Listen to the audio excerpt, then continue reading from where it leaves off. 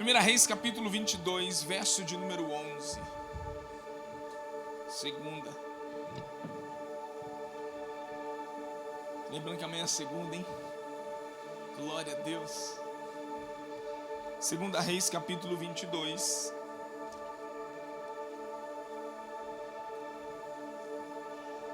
Quarta-feira temos DCC. Então é importante que você absorva bem essa palavra de hoje, complexa só, hein? Então, para você não tirar o foco, palavra poderosa para nós aqui hoje. Então, fique bem focado, com o coração bem atento. Não deixe nada te distrair. Você pode dar glória, que aqui é a igreja pentecostal também. Você pode glorificar o nome do Senhor. Você pode falar em línguas, amém? Sem que atrapalhe, mas você pode. Amém? Livro de 2 Reis, capítulo 22, verso de número 11. Irmão, se você ler do capítulo 22 para trás, você vai ver que se levantou, é até uma graça, né? Você lê o livro de Reis, 1 Reis, 2 Reis, você fica impressionado. O mundaréu de reis que governaram Israel. Uns governaram por poucos anos, outros governaram por muitos anos. Mas você percebe que alguns tinham até vontade, um coração ali disposto a obedecer a Deus, mas eles não conseguiam, se prostituíam, ofereciam sacrifícios, alguns até sacrificavam os próprios filhos. Reis que sacrificavam até os próprios filhos. Então você percebe muitos altos e baixos do povo de Israel, porque eles não tinham um rei que estava firmado, que estava com o seu coração no Senhor. E se você prestar atenção, capítulo 22, se levanta no versículo 1. Tinha Josias 8 anos de idade quando ele começou a reinar, e ele reinou 31 anos em Jerusalém. Versículo 2: fez o que era reto perante o Senhor, andou em todo o caminho de Davi seu pai, e não se desviou nem para a direita e nem para a esquerda. Se você prestar atenção, quando um rei fazia coisas boas, o narrador, o escritor, ele não falava assim, porque se você prestar atenção, Josias era filho de Amon, e Amon não foi um bom rei, certo? E quando Josias ele governa, o narrador fala assim: andou em todo o caminho que Davi seu pai andou. Ou seja, ele não cita Amon. Por quê? Porque não tinha, ele não era um modelo para ser colocado como alguém que foi seguido. Quando o rei, o pai, era bom homem, o escritor não mencionava Davi que estava lá atrás, ele mencionava o nome do pai daquele rapaz. Mas quando o homem era mau caráter, desviava o povo fazendo coisas terríveis como Amon fez, ele não citava, ele falava, não, como andou Davi seu pai. Olha como é sério isso, como a paternidade é importante na vida de um homem. E aqui você vai ver que Josias tinha 8 anos de idade, muito imaturo, mas ele reinou, e ele trouxe um avivamento poderoso na terra de Israel, na terra de Judá. E você vai ver o que aconteceu para esse avivamento ter brotado ali. Versículo 11. Me acompanhe na leitura, viu? Tendo o rei ouvido as palavras do livro da lei, ele rasgou as suas vestes. O que aconteceu aqui? Eles estavam dentro do templo, o templo estava fechado, eles estavam vivendo um momento de muita prostituição, de um desastre dentro do templo. Não estava terrível. E os levitas estavam trabalhando no templo, fazendo algumas escavações, mexendo em algumas salas. Eles encontraram o livro de Deuteronômio.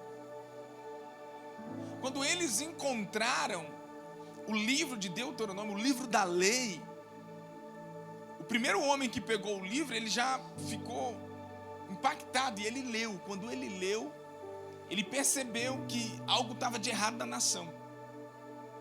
E rapidamente eles enviaram esse livro para Josias, que era o rei. E disse: rei, nós encontramos aqui o livro da lei do Senhor, e era justamente Deuteronômio.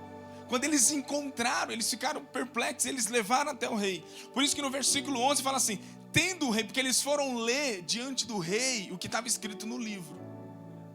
E a Bíblia fala: tendo o rei ouvido as palavras do livro da lei, ele rasgou as suas vestes e ordenou ao rei Ilquias, e ordenou o rei a Ilquias, o sacerdote, a Aicão. Esse daqui não era do cão não, era só o nome mesmo, de Aicão. Deve ter sido alguma mãe que sofreu muito na mão do diabo e falou: Aicão. Gostou, Renata? Gostou dessa? É o Renato que induz a gente a essas coisas. Filho de Safã, a Aquibor, filho de Micaías, a Safã, o escrivão, e a Asaías, servo do rei, dizendo: aleluia, ide e consultai ao Senhor por mim, pelo povo e por todo Judá, acerca das palavras deste livro que se achou, porque grande é o furor do Senhor que se acendeu contra nós, porquanto nossos pais não deram ouvidos às palavras deste livro, para fazerem segundo tudo quanto nele, tudo quanto de nós está escrito. Então o sacerdote Ilquias, Aicão, Aquibor, Safã e Asaías foram ter com uma profetisa chamada Hulda, mulher de Salum, o guarda-roupa, filho de Tiquivá. Que coisa, né? Filho de Arás. Eles contaram tudo. Ela habitava na cidade baixa de Jerusalém, e ela lhes disse: assim diz o Senhor, o Deus de Israel: dizei ao homem que vos enviou a mim, assim diz o Senhor: eis que trarei males sobre este lugar e sobre os seus moradores, a saber, todas as palavras do livro que leu o rei de Judá, visto que me deixaram e queimaram incenso a outros deuses para me provocarem a ira com todas as obras das suas mãos. O meu furor se acendeu contra este lugar e não se apagará. Porém, ao rei de Judá, que vos enviou a consultar o Senhor, assim lhes direis: assim diz o Senhor, o Deus de Israel, acerca das palavras que ouviste. Porquanto o teu coração se enterneceu e te humilhaste perante o Senhor, quando ouviste o que falei contra este lugar e contra os seus moradores, que seriam para a assolação e para a maldição, e rasgaste as tuas vestes e choraste perante mim, também eu te ouvi, diz o Senhor. Pelo que, eis que eu te reunirei a teus pais, e tu serás recolhido em paz à tua sepultura. Os teus olhos não verão todo o mal que hei de fazer sobre este lugar. Então levaram eles esta resposta ao rei. Vai para o capítulo 23. Então, olha o posicionamento do homem. Então deu ordem o rei a todos os anciãos de Judá e de Jerusalém, e todos se juntaram a ele. O rei subiu à casa do Senhor, e com ele todos os homens de Judá, todos os moradores de Jerusalém, os sacerdotes, os profetas e todo o povo, desde o menor até o maior, e leu diante deles todas as palavras do livro da aliança que fora encontrado na casa do Senhor. O rei se pôs em pé junto à coluna e fez aliança ante o Senhor para o seguirem, guardarem os seus mandamentos, os seus testemunhos e os seus estatutos de todo o coração e de toda a alma, cumprindo as palavras desta aliança que estavam escritas neste livro. E o povo se anuiu a esta aliança. O que aconteceu aqui? Esse homem promoveu um grande avivamento aqui. Avivamento esse que veio como uma resposta ao que eles ouviram de Deus. Eles ouviram que Deus precisava que eles se arrependessem, que eles se derramassem diante do Senhor, e foi o que eles fizeram. Eles se derramaram. A Bíblia fala no versículo 11 que o rei, quando ele ouviu as escrituras, ele rasgou as suas vestes. Depois fala que depois que ele ouviu tudo isso, ele juntou todo o povo, toda a nação. E ele, diante do Senhor, ele fez uma aliança com o povo e com Deus. Foi isso que aconteceu.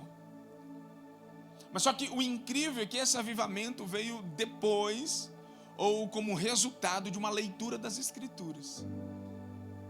Foi o que as Escrituras promoveu naquele ambiente. Foi o que a palavra de Deus, a direção de Deus, promoveu justamente naquele ambiente onde eles estavam. É o poder que a verdade de Deus ela tem, irmão. A verdade de Deus, ela tem poder de trazer um avivamento. E o avivamento só vem onde tem uma morte espiritual, onde tem morte. Avivamento é justamente a vida preenchendo um lugar onde tem morte. E foi o que aconteceu ali. Por isso que o que mais a gente ouve de homens de Deus é que a nação brasileira, que a igreja brasileira, ela precisa de um avivamento. E eu creio muito que esse avivamento tem muito a ver com a palavra de Deus. Tem muito a ver com a palavra de Deus. Se a palavra de Deus ela não for interpretada de forma correta, aplicada de forma correta, se ela não for o fundamento da vida de um cristão, da vida de uma igreja, da vida de uma sociedade, você pode perceber, irmão, que ali nada de bom acontece. Porque a palavra de Deus ela é fundamento para nossas vidas, para a sua família, para a nossa casa, para a sociedade, para a igreja. Nesses dias, o nosso coração e a nossa mente tem que ser levado cativo, como o apóstolo Paulo diz. Levar a nossa mente cativa a toda obediência de Cristo Jesus. Nós precisamos disso. Porque somente a verdade de Deus é poderosa para nos libertar. Nos libertar verdadeiramente. Somente a verdade de Cristo é o fundamento correto para trazer libertação na vida de alguém. O diabo tem trabalhado justamente para corromper a verdade de Deus. A mesma pergunta que ele fez para Eva lá no jardim, ele faz para nós hoje. É verdade isso que Deus disse? Ou foi assim mesmo que Deus falou? Quando em algum lugar você vê alguém abrindo a Bíblia e falando assim, não, calma aí gente, não foi assim que Deus disse, não é assim, você já tem que tomar cuidado. Porque essa é a estratégia que o diabo tem usado nesse tempo. Essa é a estratégia que o diabo tem usado. O diabo, ele tem trabalhado para que a palavra de Deus no meio da igreja, ela seja só um livro colocado na estante tomando poeira. Só isso. Para que você ouça a palavra no domingo e na segunda-feira aquilo já não faça mais sentido para você. O diabo não vai te impedir de vir à igreja, mas ele pode te impedir, e é o que ele tem trabalhado, que você se torne alguém que rejeite, que bloqueie a verdade de Deus no seu coração. E isso é danoso. Quando eles acharam a lei, que eles leram, as escrituras promoveu primeiro um arrependimento genuíno no coração das pessoas. Por isso que a palavra de Deus ela é importante para gerar paz e luz dentro da nossa casa, na nossa estrutura, dentro da igreja, na sociedade, onde você está inserido. Você não pode ser levado por aquilo que você acha. Nós não podemos ser levados pelas opiniões. Nós temos que ser conduzidos pela palavra de Deus. Não é o que eu acho. Não é a nossa opinião. A gente está entrando em um lugar onde a gente está anulando a palavra de Deus e é o que eu acho. É a forma como eu julgo que tem que ser. Porque falta Bíblia. E quando tem Bíblia, é usada para manipular e para o seu bel prazer. Entende? Irmãos, as escrituras falam que alguém que tirar 1 centímetro ou 1 vírgula do que está escrito, Deus pode removê-lo. Essa pessoa pode... A mesma coisa, João fala lá no livro de Apocalipse capítulo 22, que haverá pragas sobre pessoas que tentar remover, flagelos sobre aquele que tentar remover qualquer coisa que está escrito nas escrituras. tirar. E o que tem acontecido é que a gente está usando às vezes a Bíblia para apoiar os nossos pecados e as nossas fraquezas. E a palavra de Deus não é para apoiar as nossas fraquezas, é para nos curar completamente, ao ponto de reconhecermos as nossas fraquezas, mas reconhecermos a soberania e a dependência de Cristo. Mas só que a gente está fazendo o contrário. O que aconteceu para ter uma grande restauração no meio do povo? As escrituras foram fundamentadas naquele lugar. Perceba que a maioria dos cristãos que tem dificuldades e oscilações espirituais, eles não gostam de ler Bíblia. Eles não amam a palavra de Deus. Eles gostam de pegar um salmo só para deixar o dia melhor. Te peguei, né, irmão? Ele gosta de ler um salmos mais fácil, mais gostoso. Ele gosta de ler só para deixar o dia melhor. Mas as raízes, os alimentos sólidos da palavra de Deus, eles são rejeitados. Ah, pastor, porque é tão difícil. Porque precisa ser... Irmão, a Bíblia, as coisas mais preciosas das escrituras, você precisa cavar. É como um ouro. O ouro, se você quer encontrar, você tem que cavar muito. Aí você pega um mundaréu de crente que não gosta da palavra de Deus, que vive de oba-oba, que não lê as escrituras, que não respeita a palavra de Deus. Você vai se esperar o quê de uma geração que tem deixado a palavra de Deus de lado? O avivamento que nós esperamos, ele tem muito a ver com a expansão da palavra de Deus no nosso meio. Se você quer ver transformação em algo, primeira coisa, estabeleça a palavra de Deus naquele ambiente. Não, pastor, mas eu ouvi de um pastor pregando que a minha palavra tem poder. Você precisa entender melhor esse texto aí. Você precisa entender melhor. Senão você vai ficar usando, Senhor, eu declaro agora que aconteça. Aí você está declarando coisas que a Bíblia não diz. Você está declarando coisas que Deus não pediu. Se a sua palavra tem poder, eu garanto para você que existe uma palavra que tem mais poder do que a nossa. E o problema é que nós não queremos essa palavra que tem mais poder do que a nossa. Nós queremos poder para fazer. E a palavra de Deus é a palavra de Deus que não volta vazia, a sua volta, a minha volta. A gente fala uma coisa hoje, amanhã a gente muda. As pessoas falam uma coisa hoje, 2 dias depois elas mudam de ideia. E não estão nem aí se elas prometeram algo para você e se elas vão te ferir. Não seja livre delas não, para você ver. Você pode ser deixado pelo caminho. Ah, mas a palavra de Deus não. A palavra de Deus, ela não volta vazia, ela cumpre o seu propósito. Ela não nos deixa perdido, confundido. Pelo contrário, a palavra de Deus não gera confusão. A palavra de Deus traz clareza. A palavra de Deus traz entendimento. Todo homem e mulher que anda baseado nas escrituras, ele não anda confundido. Sabe por que você está sendo confundido? Porque você não ama a palavra de Deus. Você a ouve, mas não a ama. É gostoso sentar no domingo da igreja e ouvir e sentir-se satisfeito por ter ouvido. Mas só ouvir não basta, tem que ter um arrependimento. O arrependimento só vem quando há uma prática da palavra de Deus. E o que o rei fez quando ele ouviu? Ele ficou de pé. Olha para o irmão e fala assim, irmão, fique de pé. O versículo 23 do capítulo 23, ele fala assim, o rei ficou de pé no lugar de honra, junto à coluna. Se levante diante daquilo que Deus falou. Deus fala, irmão, quando Deus fala, as coisas acontecem. Na criação, tudo que Deus falou era o que ele gostaria de ver. Quando Deus falava, aquilo existia. Irmãos, ele chama as estrelas pelo seu nome. O globo da terra, ele manuseia com as suas palmas das mãos. Tudo obedece a Deus. Por que a gente não obedece? Os animais obedecem. O mar obedece. A Bíblia diz que o mar já tem o seu limite. O problema é que o homem invadiu o limite do mar e vai brigar com Deus. Todas as coisas obedecem a Deus. Por que nós não obedecemos?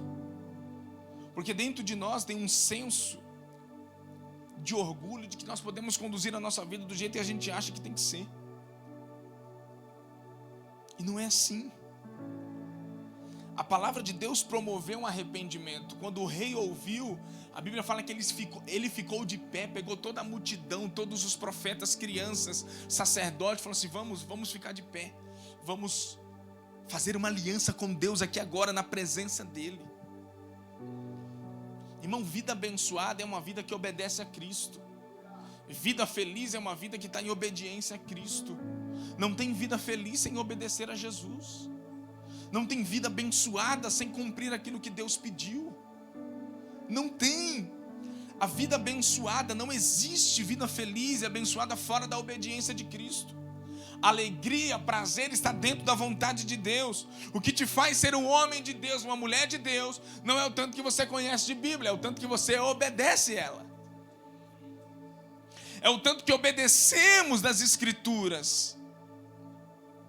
Essa resposta do rei é uma resposta de arrependimento, de se colocar de pé e cumprir-se com aquilo que Deus falou e fazer uma aliança com ele.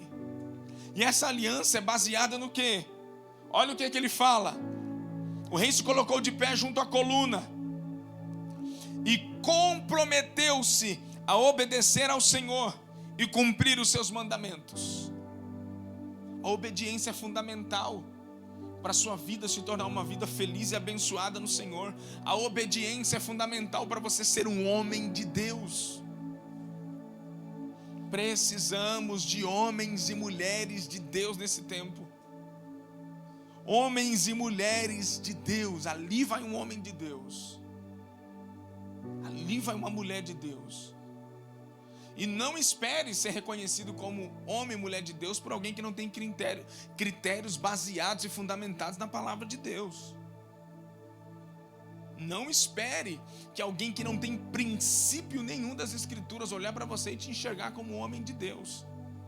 Porque o desejo é que você alimente o ego dela, mas não alimente ego de pessoas, para ganhar em troca o reconhecimento delas. Não faça isso. Não alimente o ego de ninguém para ter em troca uma palavra de conforto para o seu coração. Isso vai te construir um crente imaturo, que Cristo não se desenvolveu em sua vida. Isso é, irmão, isso é danoso. O maior perigo da nossa geração hoje são os crentes imaturos. São os crentes imaturos. Não falta crente. Irmão, onde você anda tem crente. Estou falando besteira? Onde você vai tem crente.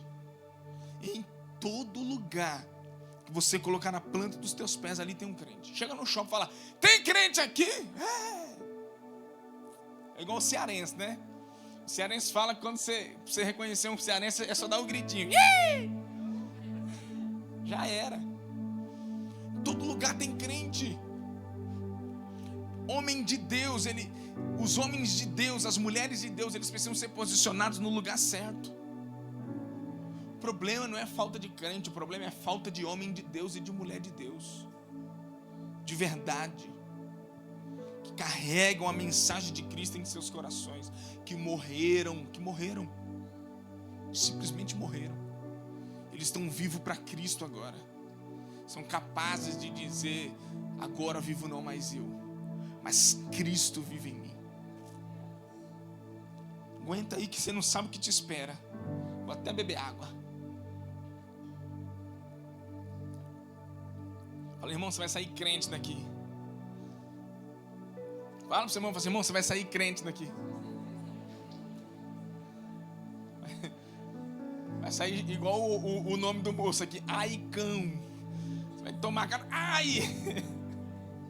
Igual o nome do rapaz aqui. Abra comigo em Esdras capítulo 10, capítulo 7, versículo 10. Esdras capítulo 7, versículo 10. Pastor, onde está Esdras? Ah, irmão, no DCC você pergunta, aqui não dá tempo não. Vai para o DCC para você aprender um pouquinho de Bíblia, viu? Para de ficar vivendo de comida dos outros. O dia que te der uma comida estragada, você come. Esdras capítulo 7, versículo 10. Olha o que diz aqui. Deixa eu esperar você abrir para você ler comigo. Espero. Pensa no homem que está calmo hoje para pregar.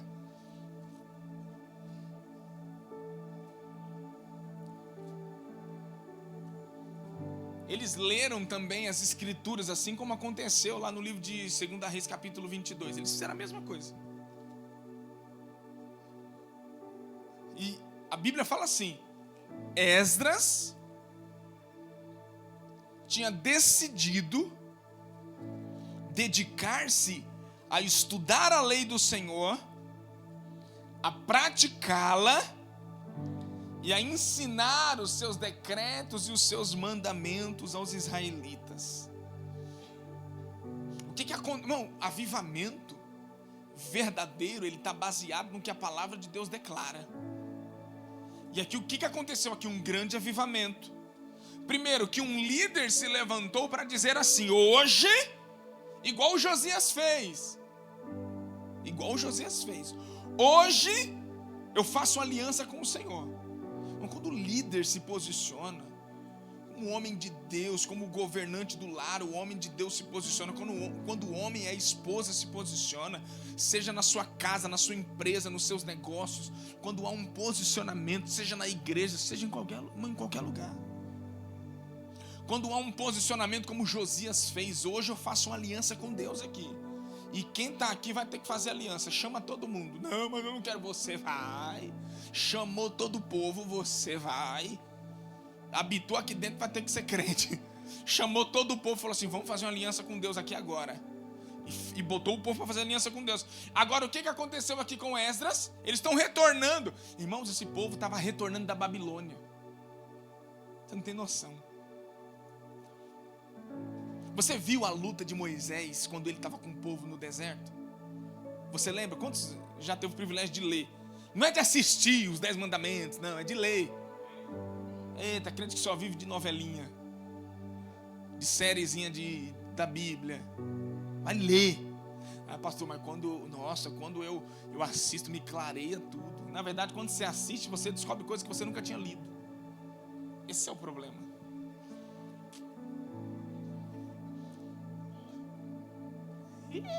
Gostei dessa. Quando você lê, irmão, lê a Bíblia com os olhos fechados para você ver. Que maluquice é essa? Faz isso, lê e fecha os olhos e fala assim: Senhor, me bota lá nesse lugar. Ele te projeta lá, ele te dá revelações. Esse homem, ele teve um posicionamento. Você lembra de... A mesma coisa ele teve que passar, porque Moisés tirou o povo do Egito para pôr na terra de Canaã. Esse homem voltou da Babilônia com o povo para dentro de Jerusalém novamente. E na Babilônia já estava todo mundo de casinha arrumada, todo mundo bem com seus negócios, estava tudo bonito, tudo lindo. Esse retorno agora, irmão, era difícil, não era fácil não. Se você pensa que tirar o Egito do coração do povo é difícil, você não tem noção como é tirar a Babilônia do coração dos crentes. Você não tem noção como é tirar esse império babilônico do coração dos crentes. Esse império do orgulho, da altivez, da soberba, de achar que pode tudo sem Deus. Nós não podemos nada sem Ele. Quando Ele volta, Ele faz a mesma coisa. A primeira coisa que Ele faz como líder, o que Ele faz? Me acompanhe, ponto 1, para ficar mais fácil. Dedicar-se a estudar. Vamos lá, gente, você está aqui? Amém, aleluia. Dedicar-se a estudar. Sei que é difícil, irmão. Se eu estivesse profetando aqui, revelando RG, você estaria mais empolgado. Mas quando vai ensinar a Bíblia, dá um sono, mas você vai conseguir. Primeiro posicionamento de um líder: dedicação na palavra. Que avivamento é esse se não tem alguém posicionado na verdade? Que avivamento, que morte é essa que vai embora e vai vir luz ou vida, se não tem alguém dedicado na lei do Senhor? Segundo ponto, o que ele faz? Praticar a lei do Senhor. Por que a gente manda fazer algo que a gente não faz? Por que a gente fala para fazerem algo que nós não estamos fazendo? Por que a gente cobra das pessoas algo que nós não fazemos? Isso se chama hipocrisia. Isso se chama hipocrisia. Porque Esdras se dedicou primeiro à lei de Deus, para depois ele praticar, para depois ele cumprir o terceiro ponto. O que ele fez? E a ensinar. Esdras não poderia ensinar algo que ele não tinha recebido no Espírito. Ele não poderia tentar transmitir algo que não estava selado no coração dele. Se não estava selado no coração dele, ele não tinha autoridade para transmitir aquilo. Mas esse homem, antes dele transmitir, antes dele falar, antes dele ensinar, ele foi aos pés do Senhor, ele abriu as Escrituras, meditou nela, cravou ela no coração. Depois de cravar no coração, ele obedeceu ela. Porque só se ensina a fazer algo fazendo. E essa é a graça do Evangelho. Que a Bíblia te manda ensinar o que você ouviu, mas também te manda ensinar o que você está fazendo. E em muitos momentos ninguém quer ouvir o que você tem para ensinar. As pessoas querem ver o que nós temos para ensinar. E se elas vão ver, Deus vai ter que te pôr em lugares de desafios, porque te leva a não obedecer ou a obedecer. E eis a diferença daquele que Deus chamou, porque ele está com os seus ouvidos atentos. O despertamento espiritual, ele é baseado nos fundamentos da palavra de Deus. Precisamos trazer a centralidade da palavra de Deus de volta no nosso coração. Para de ficar lendo só o que te agrada, irmão. Para de querer ouvir só o que é bonzinho, o que é gostosinho. Esse daqui eu tiro, esse daqui eu não posso. Mas essa daqui eu posso. Essa daqui é boa demais. Para de ficar escolhendo. Eu quero falar, eu já falei isso daqui que eu vou falar para vocês agora, mas eu vou repetir hoje. Eu quero falar sobre os 4 problemas mais graves. Existem outros, tá? Mas eu foquei em 4, para ficar mais rápido. Os 4 problemas mais graves enfrentados pela igreja em nossos dias. E esses problemas, eles são causados pelo analfabetismo bíblico. Entende? Para ficar mais fácil para você entender. Pela falta de ensino bíblico. Existem 4 problemas graves que eu vou falar para você que acontecem no meio da igreja de Cristo. No meio da igreja, não é só aqui não. Em muitas igrejas. Que tem sido danoso. E eu quero falar sobre esses 4 fundamentos aqui com você rapidinho. Quantos querem ouvir? Você vai aguentar aí? Primeiro, ele fala sobre a influência dos ensinos místicos. O misticismo. Você já viu aquele crente que em tudo ele vê demônio? Se a planta cair daqui, foi Satanás. Foi Satanás. Ele olha para a cadeira, se o microfone não pegar, porque nunca fez manutenção, é o diabo. Repreende que sai. O cara nunca fez manutenção. O cara não troca o óleo do carro. E quando o carro quebra, ele fala, é porque eu não dizimei. É porque eu tô... O crente, ele vai se tornando místico, espiritualizando. Ele quer tornar mais espiritual o que já é espiritual. Ou aquilo que é de forma natural, ele quer espiritualizar. O problema dos crentes é ele querer ser espiritual demais em tudo. E geralmente esses crentes são mais espiritual na frente de alguém. Sozinho? A influência dos ensinos místicos. Eles buscam experiência e não a verdade. E aqui vai uma denúncia grave para a igreja dos nossos dias. Uma denúncia grave. As pessoas estão na igreja atrás de experiência. A mesma coisa que alguém drogado que tem vícios, seja em qualquer tipo de droga, aquilo é só momentâneo, é só uma experiência, aquilo que ele está atrás. Tem pessoa que quando se converte, ele só muda. Ele vira tão religioso que ele troca o cigarro, troca a maconha, a farinha, a pornografia pela igreja. E ele faz da igreja o seu vício, porque ele trata as coisas só como experiência. Ele não tem aliança com Deus, ele tem só uma experiência momentânea. Aquilo vai passar. A maior luta dos crentes é a inconstância deles. Eles não conseguem perseverar. Eles não conseguem fazer aquilo por mais de um ano. As pessoas mais fracas que eu conheço, elas chegam no máximo a um ano fazendo algo correto e bom, Depois disso elas não aguentam mais. Não larguei, não aguento mais. Deixa eu fazer o que eu tenho para fazer, o que eu quero. Elas caem naquilo que elas desejam. Por quê? Porque elas foram ensinadas no misticismo a ter só uma experiência. Você não vive de experiência, você vive da verdade de Deus. A verdade de Deus, ela não muda, a sua experiência muda. Eu já vivi coisas na presença de Deus poderosas, mas passou. Aquilo foi para edificar e para me trazer maturidade para aquele momento, mas eu tinha que voltar para aquilo que é fundamental, que é o ensino da palavra, a oração, a comunhão do corpo de Cristo, os fundamentos que norteiam a igreja de Cristo. Volta para lá, mas só que você sai, você tem uma experiência e é normal, mas sua vida não pode ser baseada só em uma experiência, senão você vai fazer como os incrédulos que estão à procura só de uma experiênciazinha rápida. Daí no evangelho, irmão, acorda para a vida. Você está envergonhando o nome de Jesus. As pessoas, esse ensino místico faz com que as pessoas andem atrás de uma nova revelação. Eu vou para a igreja porque hoje o pastor que está lá, olha, ele vai me dar a palavra hoje. Senhor, fala comigo, Senhor, fala comigo. Senhor, se o Senhor não falar hoje, eu nunca mais vou. As pessoas estão fazendo Deus de escravo. Se o Senhor não falar comigo hoje, nunca mais eu volto lá, eu largo tudo. É como se Deus falasse, mas você tem o quê para largar de tão poderoso assim, que vai me convencer de falar com você? Fala, o que você vai largar? Vou largar o pecado, é a sua obrigação. Esse dia um homem falou para mim, mas eu não traio a minha esposa, eu cuido das minhas filhas. Eu falei, mas daí não é, para mim, daí não é novidade nenhuma, daí é o normal da minha vida. E do que a palavra de Deus, irmão, já deixou para mim.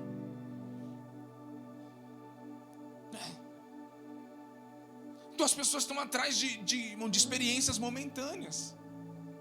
Elas querem viver o sobrenatural de Deus, dando o raso para Deus. Atrás de profecias, atrás de prosperidade. Elas não estão atrás de uma verdade que liberta elas estão atrás de uma vida melhor. Porque alguém diz para ela que o evangelho sempre vai lhe trazer uma vida melhor.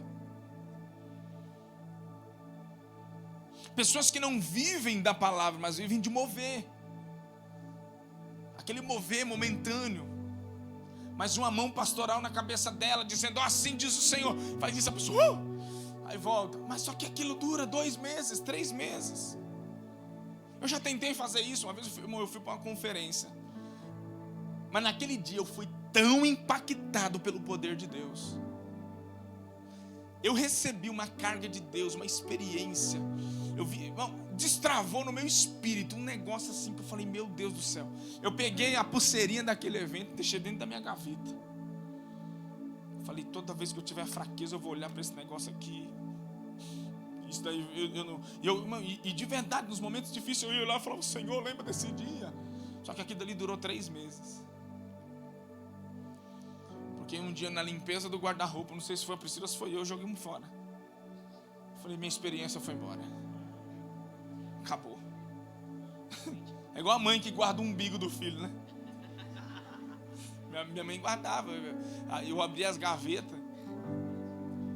Abria lá, as gavetas, estavam meu umbigo lá, porque o cachorro não pode comer, né, mãe?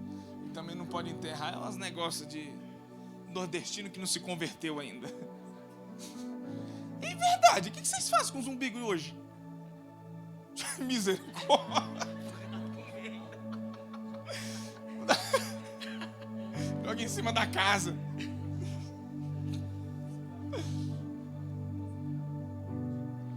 Não, mas se você não tomar, tem crente hoje que ainda dá, que quando arranca o dentinho do filho ainda leva pra fadinha. Morão, pega esse dente podre e me dê um bom. Unção, né? É bom, unção. Tem uns crentes meio... Tem crente que tem signo. E dia uma mulher perguntou, qual que é o seu signo? Eu falei, o que é isso? Eu sei o que é. Eu falei, mas o que é isso? Rapaz, deu um nó na cabeça dela, porque pra ela todo mundo tem signo. Eu falei, eu não tenho esse trem não, moça. Pra lá. Então, você pega esses crentes de ensino, irmão, que estão, irmão, que eu falei aqui, a influência do ensino místico, Um culto, se não tiver, para eles não foi de Deus. Se o pastor pregando não fala em línguas, Deus não veio. Estava frio o culto hoje, né? Esquisito hoje. Sem a presença de Deus. Estava meio... O pastor hoje não estava bem. Por quê? Não falou em língua. Acho que o pastor e a pastora estão brigados. Por quê? O pastor hoje não falou em línguas. Não botou a mão na cabeça de ninguém. Acho que ele não está bem, não. Sabe aquela pregação mais calma, explicativa? É horroroso para alguns crentes. Por que você fala isso, pastor? Porque eu já fui disso, irmão. Eu já falei isso daí já. Me arrependi, se eu me arrependi. Se eu me arrependi. Para mim era barulho. Era barulho. Você não entendia, você fala, meu Deus do céu.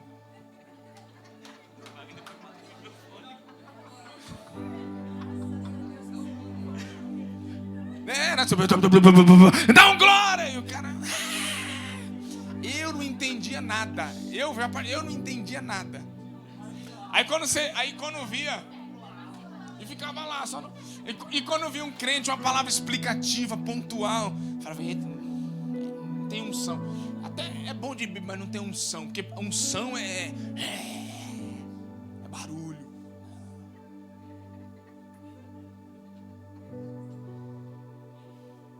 Você percebe como é que a gente está sem entendimento? Sem entendimento. Esse ensino místico gerou muitos crentes imaturos, irmãos. Muitos crentes imaturos demais. Que tudo é espiritual. Não, demônio não. Toma vergonha na cara. Pronto. É só você discernir. Não, daqui é demônio, mas daqui não, daqui é safadeza. Isso daqui é falta de maturidade. É só isso. Você tem que discernir o que é demônio e o que são o ego, o seu orgulho, o seu ego querendo se blindar de não ser ferido, buscando refúgio em uma santidade própria, buscando refúgio na autossuficiência. Aí você tem que denunciar. Amém? Que nem eu sempre fui uma pessoa, pelo meu temperamento, sempre fui uma pessoa que eu nunca terminava nada. Eu começava uma coisa e deixava pela metade, sempre. Eu orava, Satanás, tu não vai me impedir dessa vez não. Dessa vez, Satanás, um dia eu estava na sala de aula, depois de muitos anos de crente, estava na sala de aula, na verdade, vida, e começamos a ouvir sobre o temperamento. Quando eu fui, o que era o temperamento de um fleumático? Aí pá, deu bem na letra, um fleumático, ele é descansado da vida. Deixa as coisas para cima da hora. Começa alguma coisa, tem dificuldade de terminar. Eu começava 30 livros, não terminava nenhum. Eu falei, e aí a professora deu todos os pontos para você lutar contra isso, domínio próprio, colocar diante do Senhor para que o Espírito Santo governe sua vida, suas emoções naquilo. Eu falei, irmão, você acredita que quando eu comecei a orar em cima disso, eu parei de expulsar demônio e falei assim, agora deixa eu ajustar aqui dentro algumas coisas. As coisas começaram a andar, porque era do meu temperamento. Algumas coisas da minha personalidade que eu precisava colocar diante de Cristo, ter domínio próprio e dominar aquilo. E o diabo, coitadão, né? Mas levava a culpa de tudo. Os crentes místicos, o diabo leva a culpa de tudo. Você não é culpado de nada. É sempre o diabo. Sai, diabo. O diabo quer me envergonhar. Diabo? Deixa eu passar para o próximo ponto, posso? Você está aqui? A influência do liberalismo. É o crente que não tem nada a ver, daí pode. Não tem nada a ver não. Porque eles negam as escrituras. Eles negam as escrituras e eles colocam a razão humana acima das escrituras. Eles tiram o poder que há nas escrituras e colocam seus pensamentos e suas razões. Eles não se movem mais no espírito da palavra, e sim nas suas vontades. Eles colocam a racionalidade humana acima do poder da palavra de Deus. E isso é um perigo também. Porque muitos cristãos estão na igreja batendo sua carteirinha. E eles não creem mais no poder de Deus. Eles não creem mais naquilo que Deus pode fazer, no que a palavra de Deus é. Eles estão anulando a palavra de Deus. E eles estão tornando o seu ventre, as suas próprias vontades, a sua religião e o seu Deus. Os homens estão adorando a si mesmos, eles estão negando o que a palavra de Deus fala. Não, os pais estão ensinando aí para o filho: não, filhos, daqui não tem nada a ver, pode ir lá na escola, pode fazer o que você quiser. Não, você não, daqui não tem nada. Os filhos na escola, em alguns lugares, têm propostas de fazer danças e coisas que não agradam ao Senhor. E o pai: não tem nada a ver não, ela é pequenininha, ela vai esquecer. Não tem nada em assistir isso daí não, vai esquecer. E de uma mãe chegou e falou assim: pastor, a senhora pela minha filha, ela não dorme à noite. Eu falei: mas o que ela assiste? Já mudou na... igual a Chiquinha. É que ela assiste os desenhos, mas eu já tirei. Eu falei: tá perturbada porque você é o que você põe para ela consumir. O alimento estragado é você que dá. O alimento, irmão, está na tua mão. Você pode rejeitar, você pode fazer com que a sua casa não se alimente de comida estragada. Ou você pode fazer com que a sua casa se alimente de uma comida sólida, que pode fazer dos seus filhos, da sua casa, um lugar extraordinário onde Deus habita. De crianças, jovens, adolescentes maduros no Evangelho e na Palavra de Deus. Mas tem que ter um posicionamento, você não pode negar as Escrituras. Você não pode negar as Escrituras. Terceiro ponto, que é muito danoso e grave para a igreja dos nossos dias: a influência de uma falsa espiritualidade. A influência de uma falsa espiritualidade.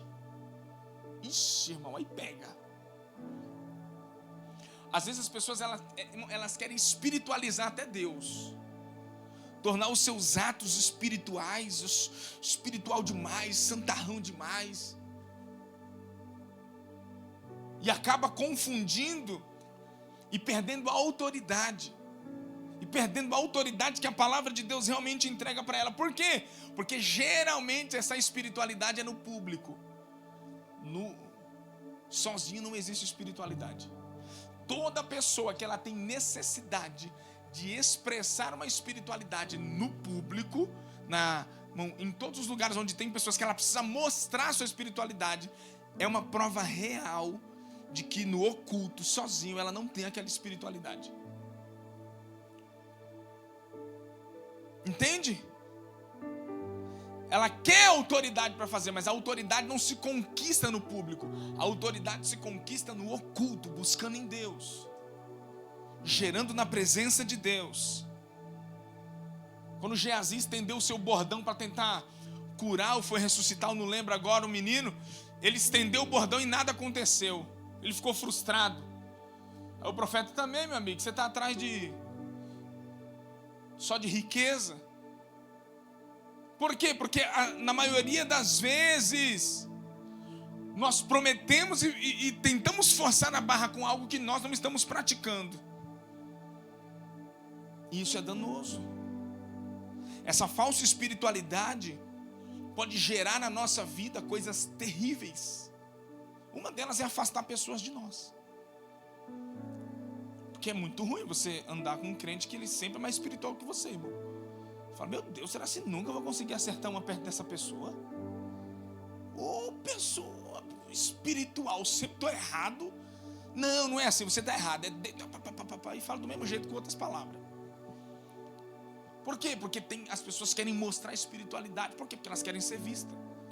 Irmãos, as pessoas querem ser vistas, elas querem ser ouvidas, elas querem mostrar que elas também têm algo para entregar. Isso nada mais é do que uma falsa espiritualidade. Ela está tentando provar algo que não tem. E se você em algum momento agora pensou: rapaz, eu acho que isso daí é comigo, é com você mesmo.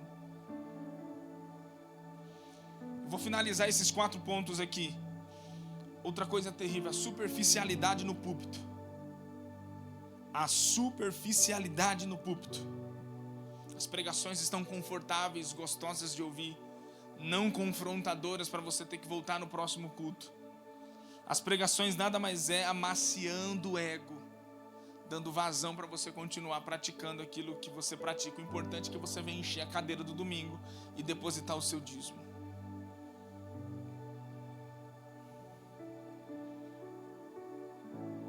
Amém? As mensagens motivacionais que não confrontam a realidade pecadora de uma humanidade que está completamente corrompida, precisando de restauração, precisando voltar para as Escrituras com arrependimento de forma radical. Elas estão ouvindo domingo após domingo mensagens que estão prometendo bênçãos e mais bênçãos e mais bênçãos para elas, que está prometendo vitórias e vitórias e vitórias para elas, que está prometendo assim coisas maravilhosas para elas, mas escondendo os seus pecados, escondendo as suas falhas, porque elas não podem ser confrontadas. Porque às vezes o pastor se tornou escravo da igreja, escravo do dízimo, escravo das cadeiras lotadas, e ele tem medo de confrontar, porque senão eu perco. E o que tem acontecido, os púlpitos estão em muitos lugares superficiais, rasos, porque senão... E o que tem acontecido? A igreja, ela ama alimentos rápidos, assim como é a nossa vida. Fast food, a Priscila estava ouvindo uma moça no Instagram, que ela falou que ela entrou em depressão, e ela fala que ela viveu de fast food. Ela não fazia comida, né, amor? Aqui você estava ouvindo, ela não fazia. A irmã dela chegou na casa dela, estava lá, só iFood, comida rápida. Alguém que estava depressivo, que não tinha ânimo. O que tem acontecido com os crentes de hoje? Eles estão depressivos. Eles não têm paciência de sentar para ouvir Deus, de mastigar o alimento. Eles não têm paciência de sentar e esperar o cardápio, ou melhor, o alimento ser servido para eles. Os crentes de hoje, eles gostam de coisas rápidas.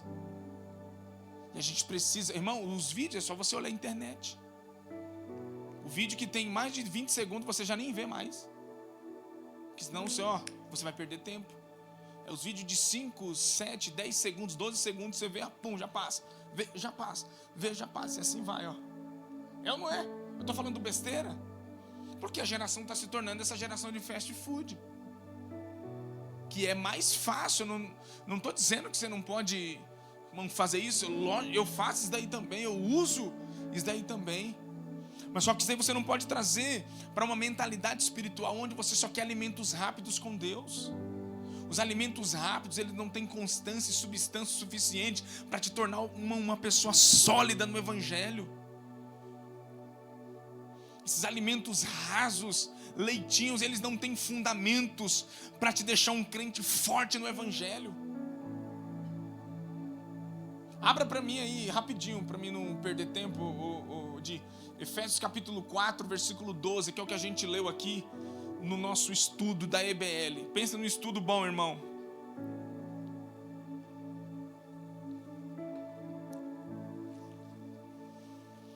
Ele fala dos ministérios, e ele fala qual que é o propósito dos 5 ministérios: preparar os santos para a obra do ministério, para que o corpo de Cristo seja edificado, até que todos alcancemos a unidade da fé, do conhecimento do Filho de Deus, cheguemos à maturidade, atingindo a medida da plenitude de Cristo. O propósito é que deixemos de ser como crianças, levados de um lado para outros por ondas, ou jogados para cá e para lá por todo o vento de doutrina, pela astúcia e pela esperteza de homens que induzem ao erro. Quantos estão aqui comigo? O que tem acontecido, pastor? Esse texto aqui, se você não compreender isso, você vai ser levado por qualquer vento de doutrina. Qualquer palavra te desanima, qualquer palavra te deixa frustrado, qualquer situação te deixa mão cabisbaixo, dizendo não para Deus, não quero mais, estou chateado, estou triste. E Deus precisa de homens maduros, que não são levados por ondas ou jogados de lá e para cá por qualquer vento de doutrina. Pare, irmão, de desejar alimentos rápidos, coisinha rápida, só um culto. Nossa, mas hoje o pastor pregou 1h10. Eu não gostei, não. Nossa, mas hoje o louvor demorou muito, né? Essa igreja que tem muito louvor, eita, não tem palavra. Eita, tá sempre reclamando. Por isso que eis a diferença. Eu vi um pastor falando isso daí, eu vou falar também. Eis a diferença do adorador e do espectador. O espectador, ele fica assim. Você percebeu lá na igreja que as letras mudaram? Você percebeu lá na igreja que o ar-condicionado ficou o culto todinho no 20? Você percebeu lá na igreja que o pastor estava meio barrigudo? Você percebeu que, nossa, ele cortou o cabelo um lado, ficou de um jeito, outro lado ficou de outro, e assim vai. Não, sério, irmão, é tanta coisa. Você percebeu que o pastor falou problema? Você percebeu que, sei, as pessoas têm tempo.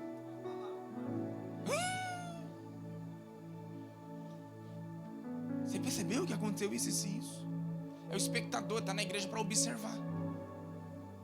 É o joio no meio do trigo. Mas você não pode arrancar, tem que deixar. O evangelho vai trazer distinção de quem é e quem não é. Agora o adorador não. O adorador fecha os olhos e canta. Aí o louvor errou, ele continua adorador por excelência. E o ministério do louvor está errando a nota, porque acontece, né? Não é sempre, mas acontece. Não é sempre. Aí o ministério do louvor errou, mas ele está adorador. Eu estou aqui para te adorar, porque eu não sou espectador, eu sou adorador. Então se você ficar a vida inteira nesse lugar de espectador, você vai ser só um crente imaturo. Só vai dar trabalho. Vai estar no gabinete do pastor de 6 em 6 meses.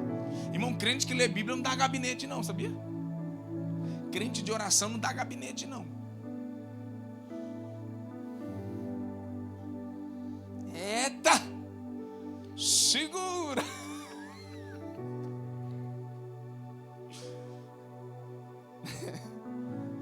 Fala, ai cão, segura, ai cão. Paulo, o que Paulo pensa na palavra de Deus? 2 Timóteo capítulo 3, versículo 16 e 17. Toda a escritura é inspirada por Deus, útil para o ensino, para a repreensão, para a correção e para a instrução na justiça, para que o homem de Deus seja apto e plenamente preparado para toda boa obra. Esse dia eu vi um rapaz falando algo e eu trouxe aqui para a nossa igreja e é verdade. O verdadeiro ensino saudável, uma verdadeira liderança saudável numa igreja é capaz de preparar os jovens para toda e qualquer esfera da nossa sociedade. Explica mais, pastor. Um jovem que é firmado na palavra de Deus, em todos os âmbitos, a sua autoridade no Senhor, a sua sabedoria, a sua graça é capaz de influenciar qualquer ambiente. Ou seja, os jovens que é firmado na palavra de Deus, eles estão preparados para liderar qualquer esfera e qualquer lugar dessa sociedade. E eu acreditei nisso, irmão, porque eu nunca estudei, sério, eu nunca estudei. E eu falo para você com toda certeza, eu não conseguia nem falar em público. O que me fez falar em público foi o Espírito Santo de Deus, de verdade. Eu nunca fiz curso de oratória não, para aprender a falar não. E na verdade, para que eu vou aprender a falar se a Bíblia só manda eu recitar o que está escrito, né? Quem fala demais, fala até o que Deus não mandou. Misericórdia, eu não estou discriminando o inglês, o português, o bom linguajar não. Mas escuta, a Bíblia está dizendo que se você crê na palavra e ela for a sua inspiração para te ensinar, te repreender, te corrigir, te instruir na justiça, você vai ser um homem apto e preparado para qualquer obra que Deus tem para você. Qualquer obra, é o que a Bíblia está dizendo, eu creio. É assim que Paulo crê, é assim que Paulo vê as Escrituras. Paulo tinha uma profunda convicção de que existe só um evangelho, é uma coisa importante. Paulo declarava ainda que nós mesmos, ou um anjo dos céus pregue um evangelho diferente daquele que pregamos a vocês, é maldito. E essa é uma verdade. Paulo era cristocêntrico. Os grandes temas da pregação de Paulo era a cruz de Cristo, a ressurreição de Cristo, o senhorio de Cristo. Tudo era baseado em quem Cristo é. Tudo é na pessoa de Cristo. Paulo tinha uma forte convicção sobre a total necessidade de dependência do poder do Espírito Santo para pregar com eficácia a palavra do Evangelho. E por isso ele diz em 1 Tessalonicenses capítulo 1, versículo 5: porque o nosso Evangelho, ele não chegou a vocês somente em palavras, mas também em poder, no Espírito e em plena convicção, pois vocês sabem como procedemos entre vocês em seu favor. Paulo carregava uma profunda convicção de que a palavra gerou poder, autoridade sobre ele. Calvino declarou uma coisa muito legal. Ele disse assim: onde vemos a palavra de Deus pregada e ouvida com pureza, existe ali, sem dúvida alguma, uma igreja de Deus.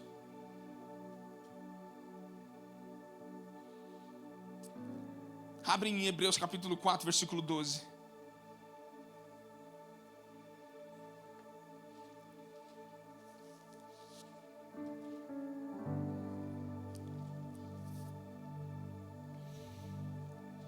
Pois a palavra de Deus é o quê? Viva, eficaz e mais afiada. Pensa em algo afiado, é a palavra de Deus.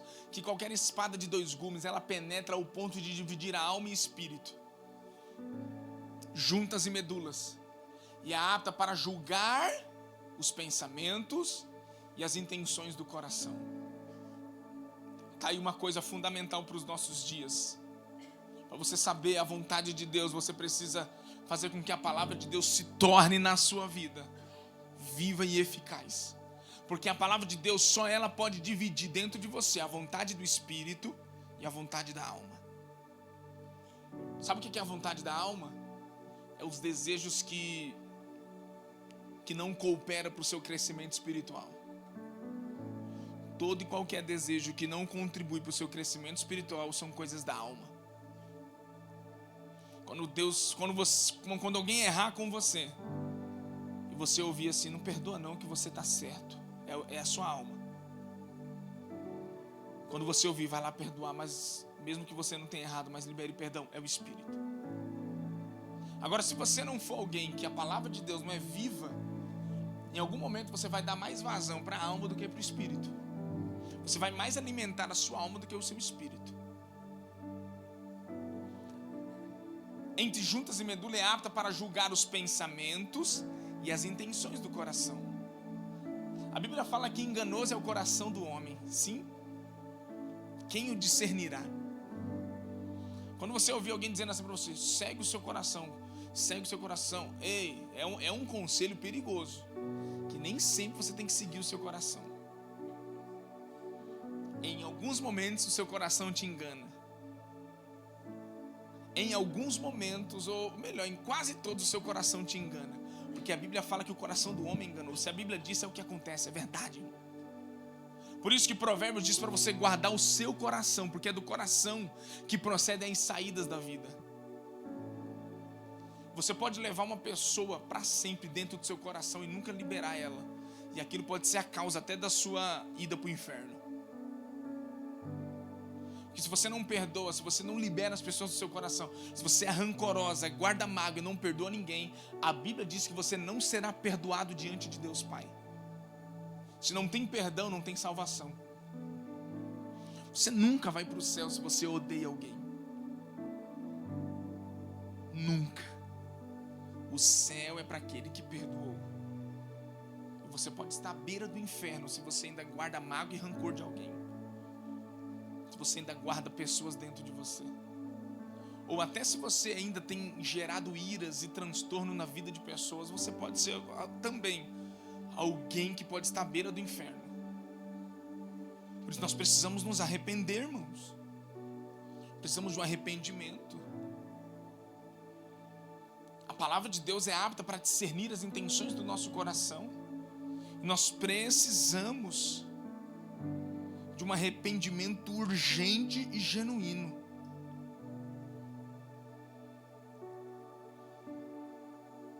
A Bíblia fala de algumas figuras do que é a palavra de Deus. Em Tiago, capítulo 1, versículo 23, projeta para mim que eu vou ler todos esses textos agora. A Bíblia fala que assim: aquele que ouve a palavra de Deus, mas não a põe em prática, é semelhante a um homem que se vê no espelho. A palavra de Deus, ela é como um espelho. Mas depois de olhar para si, sai e se esquece da sua aparência. Quando você está diante das Escrituras, não adianta você ler ela pensando no irmãozinho. Olha, esse daqui é o irmãozinho. Não. Pode prestar atenção. Se você não é daquele que só lê as coisas agradáveis, quando você medita em coisas profundas das Escrituras, é como se Deus estivesse colocando no espelho. A palavra de Deus revela quem você é. Ela revela Cristo, mas para que haja cura, ele revela quem você é. Se você entender e você buscar em Deus, falar assim: não, eu preciso que seja jogado para fora quem eu sou. É só você ir diante da palavra, que ela é um espelho. E ali, irmão, você vê mais as suas impurezas do que as impurezas dos outros. Por que negar a palavra? Porque eu tenho medo de que vejam as minhas impurezas. Se você é um crente que você não obedece às Escrituras, que você é como esse moço aqui, que depois de olhar para si, sai e esquece da sua aparência. Aquele que não pratica a palavra de Deus é dessa forma. Tem sempre um dedo para apontar para quem pecou, mas nunca tem um joelho dobrado para se arrepender do que fez. Porque a palavra já não é mais o seu, aquela que te conduz. A palavra de Deus, ela é semente que traz vida. Marcos capítulo 4, versículo 14. O semeador semeia a palavra. Aqui está falando justamente da parábola do semeador. Algumas pessoas são como a semente à beira do caminho, onde a palavra é semeada. Assim que ouve, logo vem Satanás e retira. Irmãos, a palavra, quando Jesus conta a parábola do semeador, ele fala: a semente é a palavra que semeada, e assim ele fala sobre 4 tipos de terra. Ele fala primeiro sobre a semente que caiu na beira do caminho, e as aves do céu vêm e roubam. Jesus fala que muitas pessoas recebem a palavra, a semente, que é capaz de trazer vida espiritual, mas só que muitos permitem com que Satanás roube a palavra. Então assim, como que Satanás pode roubar a palavra? Você pode sair de um culto cheio de Deus, onde Deus te deu uma palavra de direção, e você pode em algum momento dar um pé fora no trânsito, com a sua esposa, com seus filhos, com pensamentos inadequados, e o diabo pega e rouba aquela palavra. Você pode sair do culto falando mal. Se você recebe a palavra, de repente você sai falando mal de alguém, o diabo rouba aquilo. Se você vai embora como uma terra seca, vazia, oca por dentro. Aí depois ele fala daqueles que roubaram a palavra. Depois ele fala de uma segunda terra. A semente caiu entre as pedras. É um coração que tem tanta pedra, tanta restrição, que não permite a palavra de Deus frutificar ali dentro. Tem ódio, tem ira, tem raiva, tem rancor, não perdoa ninguém. A pessoa morreu há 30 anos atrás, mas ainda está com raiva. Porque fez absurdos, mas não consegue liberar o seu coração.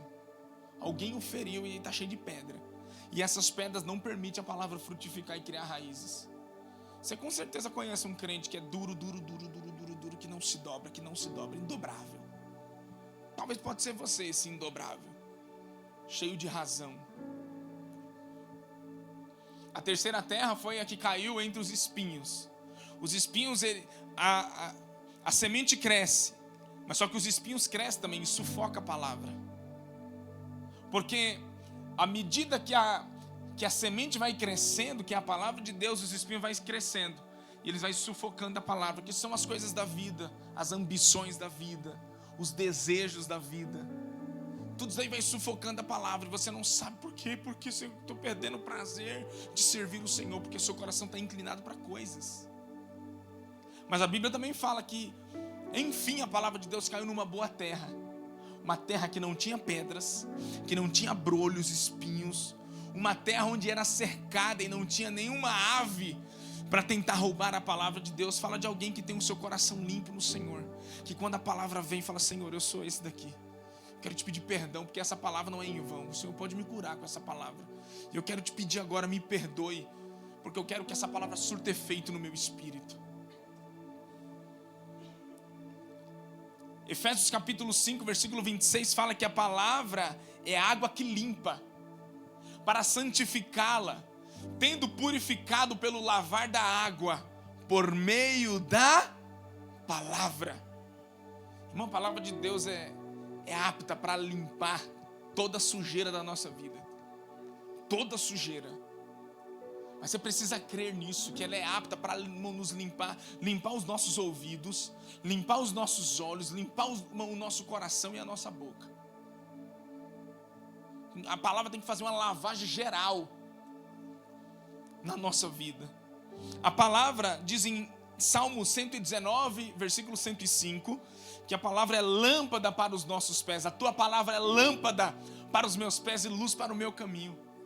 Quem crê nela e vive sobre ela não anda confundido e não anda perdido por nenhum lugar. Onde os homens não têm luzes, você está ali para guiar. A história, algumas correntes, né, históricas fala que quando os homens, né, a gente já viu isso, que quando os homens andavam nos lugares escuros, eles colocavam as lamparinas, umas lâmpadas, na onde? Nos seus pés. Conforme eu ando, eu ilumino o caminho de quem vem atrás de mim. Mas quem está na minha frente, que também tem lâmpada, ilumina o meu caminho. Então conforme eu ando, eu sou iluminado e ilumino quem está vindo atrás de mim. Olha que profético isso. Por isso a palavra do Senhor, ela é lâmpada para os meus pés e luz para o meu caminho. Quem anda na palavra de Deus não anda confundido. Ponto final. Estou terminando. A palavra de Deus é uma espada que transpassa a alma. Efésios capítulo 6, versículo 17. Nas armaduras que Deus entrega para um homem, Ele dá o capacete da salvação e a espada do Espírito, que é a palavra de Deus. Então, deixa eu te dar um conselho. Não brigue com seu irmão. Pegue a espada. Fala assim, agora eu vou brigar com você, irmão. Quando ele vir para brigar com você, você fala, ei, a palavra de Deus diz para a gente ficar em paz um com o outro. Você, pum! A palavra de Deus diz para você não irar e não pecar. A palavra de Deus diz para a gente orar uns pelos outros. Quando você, ei, eu estou com raiva, eu vou pegar a espada. Não pegue essa espada para ferir alguém, irmão. Pegue essa espada para matar os desejos e a alma pecaminosa. Toda vez que alguém quer que você descumpra, será que eu posso usar essa palavra? Mas pode. Descumpra a palavra de Deus, que você desobedeça a ela. Ela é como uma espada, ou ela vai transpassar você, então você vai transpassar o pecado e declarar, Senhor, em nome de Jesus. O que Cristo fez com Satanás? Satanás falou, come aqui, ó. Você pode. Ele falou assim, não, eu não vivo de experiência. Olha isso. Não foi essas palavras. Transforma aqui, Jesus, essas pedras em pães. Faz isso aqui. Você pode fazer isso. É como Jesus fala assim, não, eu não vivo de experiência. Eu vivo de tudo que procede da boca de Deus. Tem uma linguagem espiritual que Deus comunica para a sua igreja, que essa linguagem, nem todos entendem. Essa linguagem é capaz de te alimentar e de te nutrir poderosamente. Estou doido para bradar aqui, irmão, cantar um louvorzão, gritar e sair pulando aqui, que essa palavra está me enchendo. Parece que eu estou sendo alimentado. Eu vou fazer questão de recitar esses textos para que parece que eu estou sendo alimentado. Em alguns momentos a palavra ela é um leite. 1 Pedro 2,2.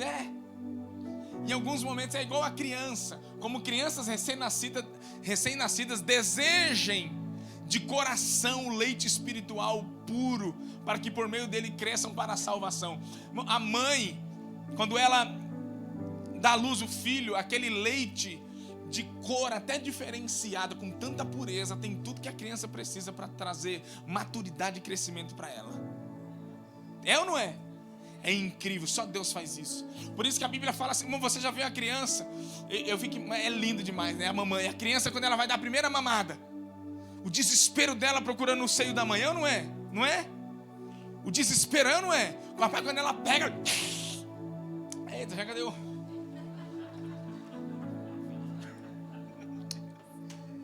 A criança desesperada. A Bíblia está dizendo assim para mim e para você. Como crianças recém-nascidas Meu Deus, desejem de coração o leite espiritual puro. Para de contaminar o seu ventre, irmão. Para de contaminar os seus ouvidos, ouvindo coisas que não te enriquecem, ouvindo pessoas que não te acrescentam, pelo amor de Deus. Tem gente que não merece nem os seus ouvidos. Não precisa mandar ninguém calar a boca não, com falta de educação, não só falando, com licença. Não se envenene com palavras que não constroem o seu espírito. Não se envenene com pessoas que não têm palavra de Deus para te dar.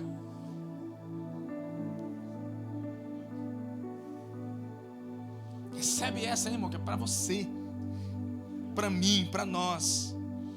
Mas a palavra de Deus diz que ela também é pão. Aí já fala de um nível maior de maturidade.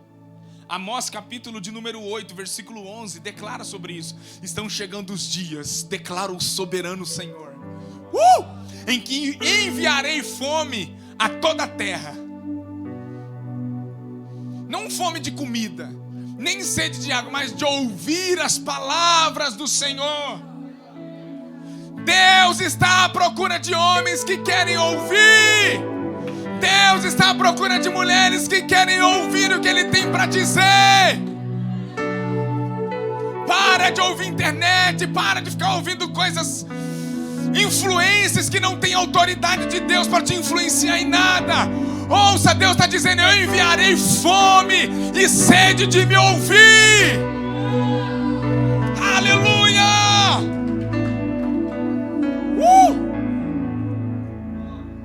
Coloca a mão no seu ventre, assim, no seu, como se falasse, coloca a mão assim no seu espírito e declara, fala assim: Senhor, em nome de Jesus, gera fome, gera sede pelo Senhor, gera fome, gera sede pela sua palavra, gera sede pelo seu espírito, gera fome pela tua presença, gera aqui dentro, Jesus, gera em mim, faz uma ferida de fome e sede por ti.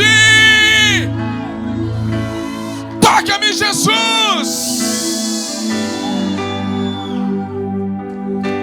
Toca-me, Jesus. Vamos, declare isso. É isso que você quer, então peça. É isso que você quer, então pede. Gera no meu espírito, Jesus.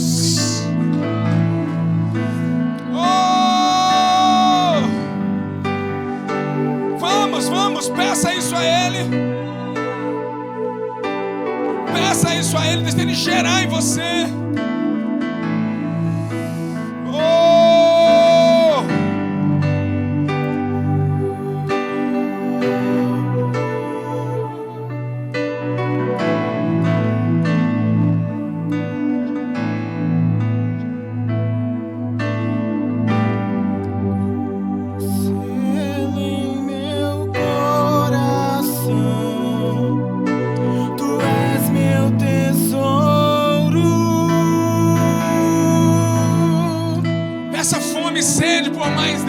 Muitas águas vêm sobre mim, me sinto seguro. Diga que você não quer ser um crente levado por qualquer vento de doutrina. Diga que tu não quer ser um crente conduzido pelas ideias dos outros, mas você quer Ele. Tu és meu tesouro.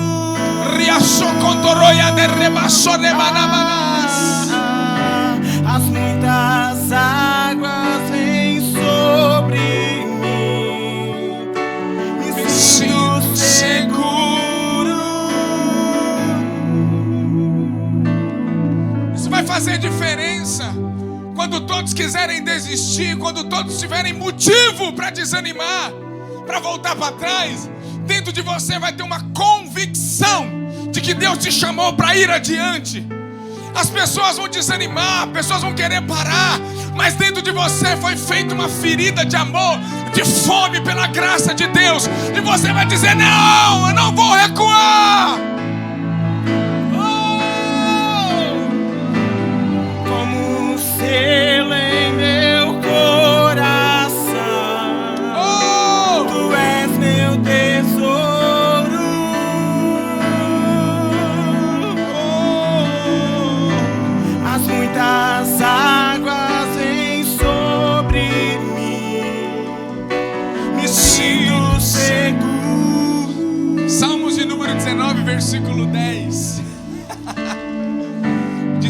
palavra de Deus, ela é como mel.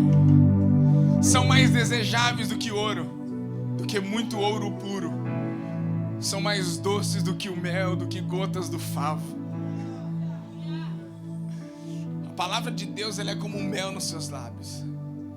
Mas se você for para o livro de Apocalipse, você vai ver que Deus, ele pede para que João profetize outra vez. Porque naquele momento, João recebeu de um anjo um livro.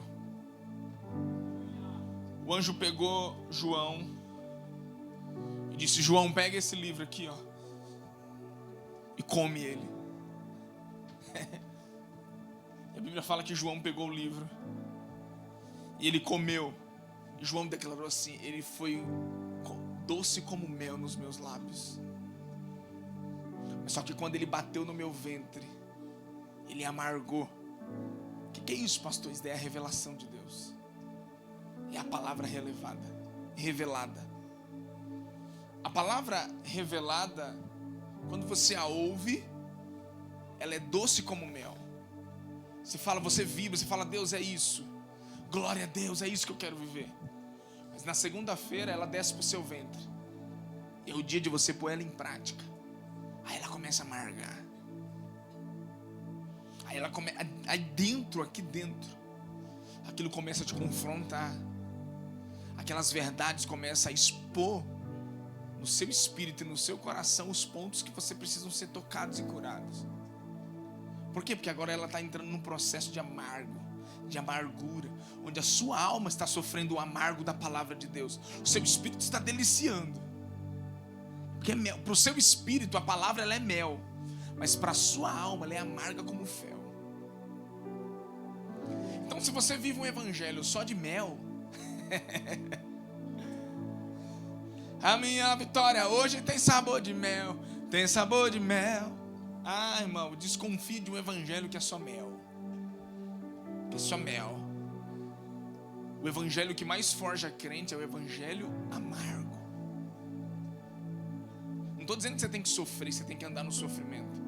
Mas eu estou dizendo que você tem que ser confrontado todos os dias pela verdade de Deus. A mesma verdade que quando bate nos seus lábios é doce como mel, quando ela desce para o seu ventre, ela amarga, que ela te cobra.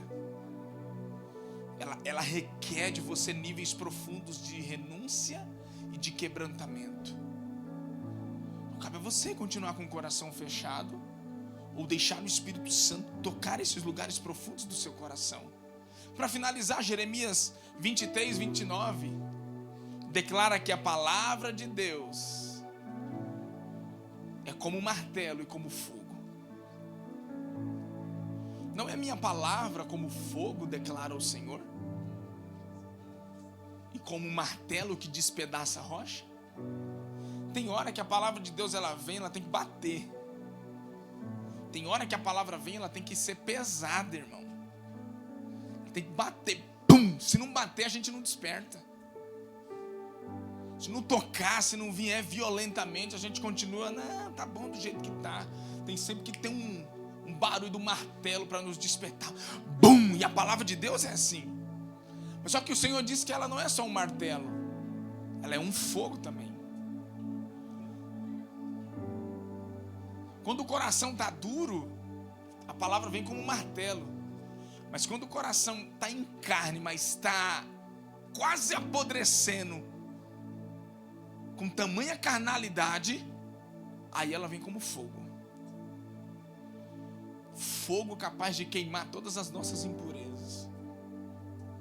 Fogo capaz de denunciar no nosso espírito e no nosso coração tudo aquilo que precisa ser arrancado.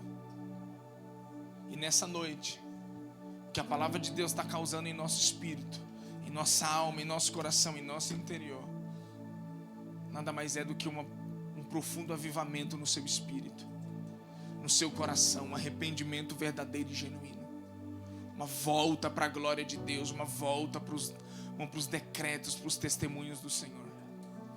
E nessa noite, se você quer isso do Senhor, vamos se levantar, vamos ficar de pé, vamos adorar a Deus aqui, vamos servir o Senhor, vamos